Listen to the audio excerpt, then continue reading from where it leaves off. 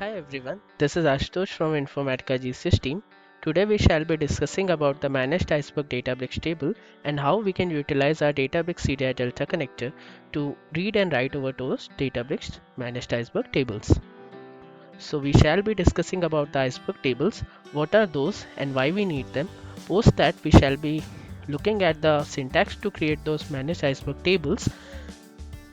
Then post that we shall be proceeding with the demo session.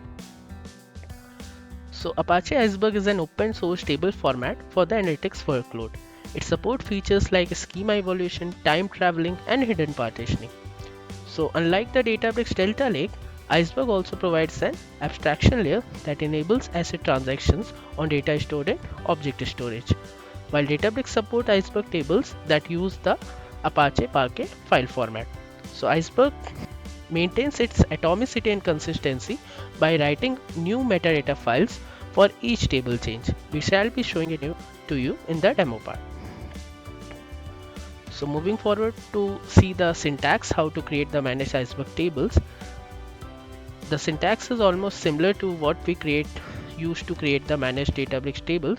The only difference is the using Iceberg keyword.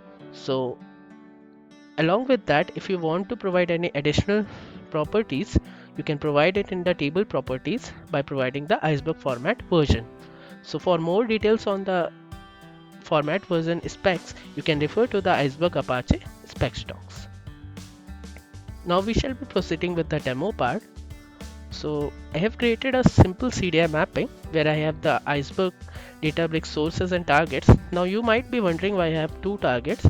So I will be showing you. The first one is an existing target and the second one is the target created at the runtime. So post the October release, we have that option in our CDI Databricks Connector to show the two table formats. This has been documented in the Informatica Docs as well. So I'm selecting here the Iceberg table. Now one thing, how I created the Iceberg tables, I can go to the Databricks site and show you the syntax how I created the Iceberg table. So this syntax looks very similar to what we discussed in the slide, and we have used the using Iceberg keyword. And I have put it some dummy data to see what happens when we run the CDI mapping.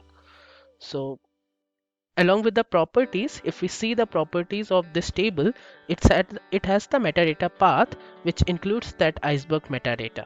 So this was the thing that we were talking about in our previous slides. Now let's run the CDI mapping and see how it goes. Yes, so now we see that the Databricks mapping is successful. Now let's check if the data is getting loaded onto the Databricks end or not. So here I have created in the similar fashion the Databricks table as well, target table as well. So let's see if the Databricks table target has the data that we have at the source. Yes, if you see the Databricks table target has the data loaded, and use the describe history command to see how it has created the table and all those things. Yes, so in the describe history command we do see the write operation here, which has loaded almost successfully 2 rows of the data. That's all for today, team. Please have a look on these references docs from Databricks, Informatica as well as from the Apache Iceberg if you want to read more about the Iceberg table formats. We would love to hear from you, team, at the support videos at the rate informatica.com or https twitter.com infosupport. Thank you and have a great